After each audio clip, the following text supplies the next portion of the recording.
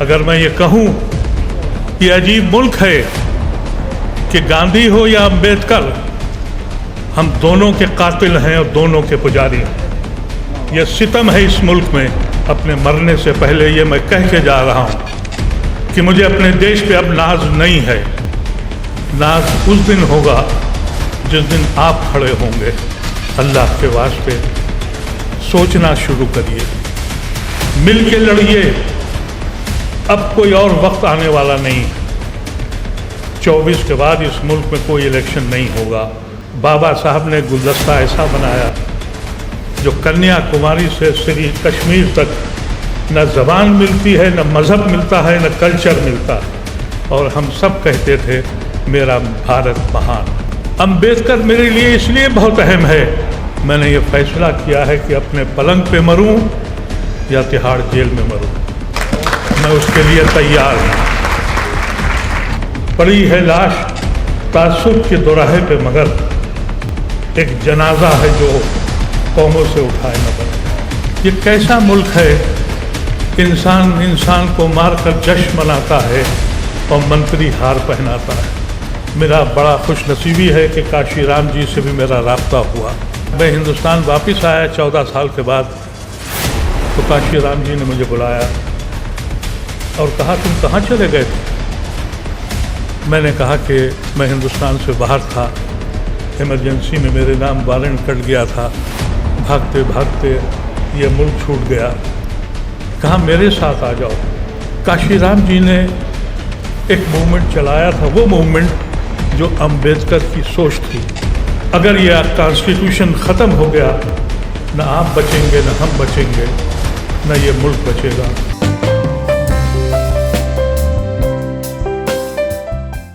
एक वो शख्स जिसने इस मुल्क को बनाया, उसको कत्ल का आज़ाद कराया, उसको कत्ल कर दिया।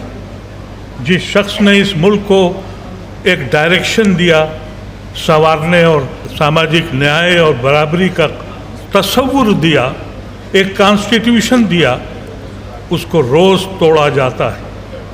अगर मैं ये कहूँ कि अजीब मुल्क है कि गांधी हो या अम्बेडकर, हम दोनों के कातिल हैं और दोनों के पुजारी हैं। यह सितम है इस मुल्क में।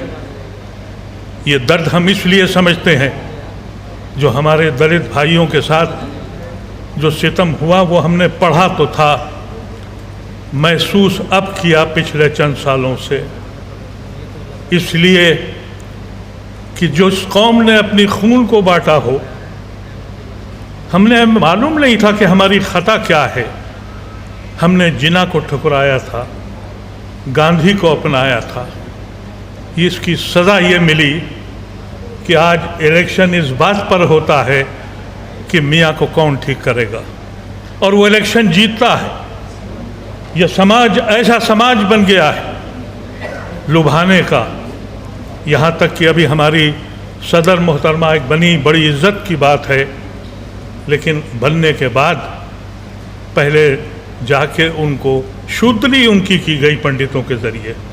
ये बताया गया कि सदर तो हम तुम्हें इलेक्शन के लिए बना देंगे, लेकिन हम आज कहते ये हैं, जिन लोगों ने 65 साल तक तिरंगे को अपनाया नहीं, भगवा को अपना पंडा माना, आज हमसे कहते हैं कि झंडा लहराओ तिरंगा।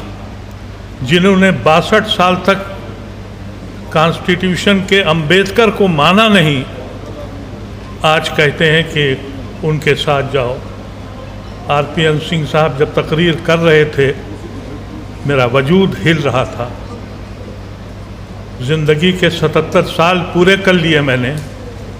एक बीमार आदमी हूँ, किडनी का ऑपरेशन हो चुका है, बहुत कम निकलता हूँ।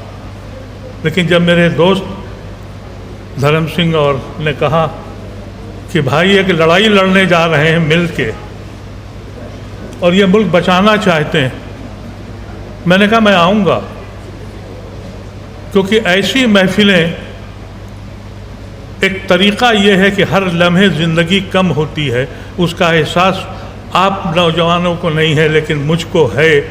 मुझे मालूम नहीं कि मेरी ज़िंदगी की रोशनी कब ख़त्म हो जाएगी। हर लम्हा मुझे मौत के करीब जाता है, लेकिन जब आपकी महफिलों में आता हूँ तो ज़िंदा रहने की ख्वाहिश पैदा होती है।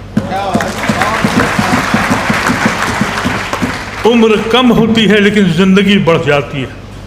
कहीं तो कोई आवाज़ उठे, कोई तो बोले कि मेरे मुल्क के साथ हो क्या रहा है। वो कौम जिसको सैकड़ों हज़ारों सालों से दबा के रखा गया, फिर हमारे बुज़ुर्गों ने एक ख्वाब देखा कि एक सांझी विरासत का मुल्क बनाएंगे। मेरे ख़ानदान के लोगों ने भी हमको छोड़ दिया और जिना के साथ चले गए। और मेरी माँ, उसने कहा कि नहीं, हम सांझी विरासत में रहेंगे। ये वो गुनाह किया जो कभी कभी मुझे ये ख्याल आता है कि इस मुल्क पे गर्व कैसे करें, जहाँ नौजवान बच्चियाँ हर 3 मिनट के बाद रेप होता हो और उसमें से 90% दलित समाज के हों, वो गरीब, वो तलबा हों, और कहें कि गर्व से कहो। मुझे तो शर्म ये आती है कि जो इस वक्त हाकिम वक्त हैं, ऐसा बदनसीब मुल्क है कि हाकिम वक्त यूपी हो या सेंटर हो। मुझे शर्म नहीं, गर्व नहीं है, मुझे शर्म आती है। जहाँ इंसाफ मिलने के अदालतें खामोश हो जाएं, पुलिस कमनल और भ्रष्ट हो जाए, अदालतों को सुनाई न पड़े, एजेंसीज हुकूमत के नाम पर काम करें और पार्लियामेंट और आइन के ख़िलाफ़ काम करें, ऐसे मुल्क को मैं कैसे कहूँ कि मुझे बड़ा गर्व है। मुझे माफ़ कीजिएगा, अपने मरने से पहले ये मैं कह के जा रहा हूँ कि मुझे अपने देश पे अब नाज नहीं है। नाज उस दिन होगा जिस दिन आप खड़े होंगे। अगर आप खड़े हो गए और अगर आपने इलेक्शन के वक्त मियाँ का मुंह देखकर और हिंदू मज़हब को ख़तरे में समझा, तो आप कभी भी कामयाब नहीं होंगे। सबसे बड़ा सितम यह है कि जब आप वोट देने जाते हैं, बैठा तो है मेरा भाई संजय सिंह, अकेला लड़का है। कितने लोग साथ हैं इसके? मैं अपनी कौम को बताता हूँ, मेरे साथ कोई नहीं है, इसलिए कि मैं मोहब्बत की ज़बान बोलता हूँ। मेरा एक साथी ओवैसी जो ज़बान बोलता है, उसके साथ मुसलमान खड़ा है, उसको टेलीविज़न भी दिखाता है, वो बंटवारे का काम भी करता है। अल्लाह के वास्ते सोचना शुरू करिए, मिल के लड़िए। अब कोई और वक्त आने वाला नहीं है। 24 के बाद इस मुल्क में कोई इलेक्शन नहीं होगा, और अगर इलेक्शन हुआ भी तो जो खरीदारी आपने देखी महाराष्ट्र में और जो आपने झारखंड में देखा, तीसरा अमल उनका बिहार में कल फेल हो गया। वहाँ भी यही होने जा रहा था। इनकी ये समझ में नहीं आता है कि हिंदुस्तान, बाबा साहब ने हिंदुस्तान का तसव्वुर कैसे दिया था। आप यूरोप जाएंगे, अमेरिका जाइए या यूरोप के किसी हिस्से में जाइए, इसमें बहुत से लोग ऐसे होंगे जो यूरोप गए होंगे। हर मुल्क उसका एक मज़हब है, सब क्रिश्चियंस हैं, सबका खाना एक है, सबका लिबास एक है। जिसकी ज़बान बदल गई वो मुल्क बदल गया। अगर आप इटालियन बोलते हैं तो इटली है, फ्रांसीसी बोलते हैं तो फ्रांस है, और अगर डेनिश बोलते हैं तो डेनमार्क है। बाबा साहब ने गुलदस्ता ऐसा बनाया जो कन्याकुमारी से श्री कश्मीर तक न ज़बान मिलती है, न मज़हब मिलता है, न कल्चर मिलता है। और हम सब कहते थे मेरा भारत महान। आज ये जो हजरात आए हैं, इन्होंने उसके पड़ाख से उड़ा दिए। मैंने बहुत वक्त हिंदुस्तान के बाहर गुजारा है। फ़ख्र से सीना फूलता था जब ये कहते थे हिंदुस्तानी हो, ये मुल्क चल कैसे रहा है। उस वक्त ये अंदाज़ा होता था कि हमारे बुज़ुर्गों ने क्या किया। अम्बेडकर मेरे लिए इसलिए बहुत अहम है कि उसने आर्टिकल 30-31 सिर्फ हमारे ऐसे कौमों के लिए बनाया था। हम फ़ख्र से कहते थे कि हमें अख्तियार है अपनी यूनिवर्सिटीज़ चलाने का, हमें अख्तियार है अपने मदरसों चलाने का। मदरसों पर तो जैसा कहा बुलडोज़र चलता है। यूनिवर्सिटी की हालत अलीगढ़ यूनिवर्सिटी की ये कर दी कि वहाँ 65 करोड़ से घटा के 9 करोड़ फर्म कर दिया गया। हम बोल नहीं सकते कि न जाने किस दिन हमें ये कह दिया जाए कि हमारा पाकिस्तान से कोई राब्ता पैदा हो गया है। मैं जानता हूँ, मैंने तो बहुत बुज़ुर्गों को भी देखा, पूरी ज़िंदगी जिना और पाकिस्तान को गालियाँ देते, बुरा भला कहते कहते ज़बान खुश्क हो गई। आज मुझसे कहा गया, एक आईबी के ऑफिसर ने कहा कि आप बोलते बहुत हैं, रडार पे हैं। मैंने कहा जो करना हो कर लो। मैंने ये फैसला किया है कि अपने पलंग पे मरूं या तिहाड़ जेल में मरूं, मैं उसके लिए तैयार हूँ। ये फैसला आपको भी करना पड़ेगा। अगर ये फैसला आप नहीं करते, अगर आपने कुछ जायज़ कमा के रखा है, घर बनाया है, तो आपके ऊपर पाकिस्तानी होने का दाग तो नहीं लगेगा, लेकिन न जाने किस तरह के इल्ज़ामात लगें, गैंगस्टर रैंक से लेकर। और अगर इसकी तस्दीक करनी है तो जाइए जेलों का सर्वे करके देख लीजिए। 70% मुसलमान या दलित जेलों में सड़ रहा है। मिल के लड़ना पड़ेगा आपको। मैं आखिर में आप लोगों से सिर्फ यही कहना चाहता हूँ कि अपने को बचा के रखिए। इस वक्त का माहौल कुछ इस तरह का है। संजय भाई, पड़ी है लाश तासुब के दोराहे पे, मगर एक जनाजा है जो कौमों से उठाए न बने। इस तासुब को दिल से निकाल दीजिए।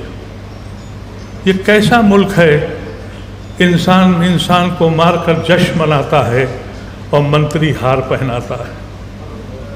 ये कैसा जश्न मुल्क है जहाँ मासूम को कत्लेआम किया जाता है, जहाँ दलित बेटी को जला दिया जाता है और फिर उसको मंत्री बनाया जाता है। कैसे कहें कि ये मुल्क बड़ा शानदार मुल्क है। हो सकता है मेरे इन अल्फाज से मुझ पे देशद्रोही का मुकदमा चले। मैं एलानिया कहता हूँ कि आज की हुकूमत पर मुझे गर्व नहीं है, दर्द है, शर्म है, मायूस हूँ, लेकिन आपसे दुआ करता हूँ, आपसे हाथ जोड़ के कहता हूँ, मज़हब को दिल से निकाल दीजिए।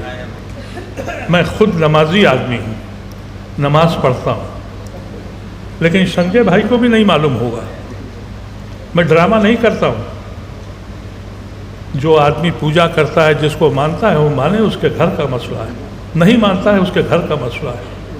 लेकिन इंसान सबसे पहले इंसान है, और अगर हम हिंदुस्तानी हैं तो सबसे पहले हिंदुस्तानी। हमको जुड़ना पड़ेगा। हमने बहुत लोगों के साथ, ऐसा नहीं है कि मैंने कोशिश नहीं करी, जवानी से लेकर बहुत से दलित भाइयों के साथ रहा हूँ। मेरा बड़ा खुश नसीबी है कि काशी राम जी से भी मेरा राब्ता हुआ। अगर आपको याद हो, 1967 में लखनऊ में पहली बार डॉक्टर फरीदी ने एक सम्मेलन किया था जिसमें फूले साहब भी आए थे, और मैं उसका संचालक था। जब मैं हिंदुस्तान वापस आया 14 साल के बाद, तो काशी राम जी ने मुझे बुलाया और कहा, तुम कहाँ चले गए थे? मैंने कहा कि मैं हिंदुस्तान से बाहर था, इमरजेंसी में मेरे नाम वारंट कट गया था, भागते भागते ये मुल्क छूट गया। कहा मेरे साथ आ जाओ। और मैंने DS4 उस कन्वेंशन के बाद बनाई थी जो तुमने लखनऊ में सफ़ेद बारादरी में की थी। काशीराम जी ने एक मूवमेंट चलाया था, वो मूवमेंट जो अंबेडकर की सोच थी। लेकिन कुछ हुआ ऐसे, हमारे बुज़ुर्गों ने बड़े कारनामे किए थे, मौलाना आज़ाद से लेकर हिफ्ज़ुर रहमान और न जाने कितनों ने कुर्बानी दी। फिर हमारे कुछ ऐसे रहबर और लीडर आए, हमारी कुर्बानियों पे पानी गिर गया। फिर आपके भी कुछ ऐसे लीडर आए, आपकी कुर्बानियाँ, आपके मूवमेंट को किनारे करते चले गए, आप समझ नहीं पाए। अब दोनों बेसहारा कौम हाथ मिलाएं, दूसरी कौमों को साथ जोड़ें और इस कॉन्स्टिट्यूशन को बचाएं, इस आईन को बताएं जिसने अम्बेडकर ने अपनी पूरी क़ुव्वत लगा के इस हसीन मुल्क का तसव्वुर किया था। अगर यह कॉन्स्टिट्यूशन ख़त्म हो गया, न आप बचेंगे, न हम बचेंगे, न ये मुल्क बचेगा। बस ऐसा ज़रूर हुआ है कि कुछ सियासी लोगों ने, एक बुज़ुर्ग ने भी कहा था कि हम फ़लाँ से मिले, फ़लाँ से मिले। हकीकत तो यही है, यही वो लोग हैं जिन्होंने अज़्ल से, अज़्ल के मतलब है हमेशा से, फ़रेब दिए हैं, कभी नकाबे डालकर, कभी लबादा उड़कर। उनको पहचानिए। बहुत बहुत शुक्रिया। और आपकी इस तहरीक में जब तक ये सांस है आपके साथ रहेगी। बहुत सफ़र नहीं कर सकता हूँ,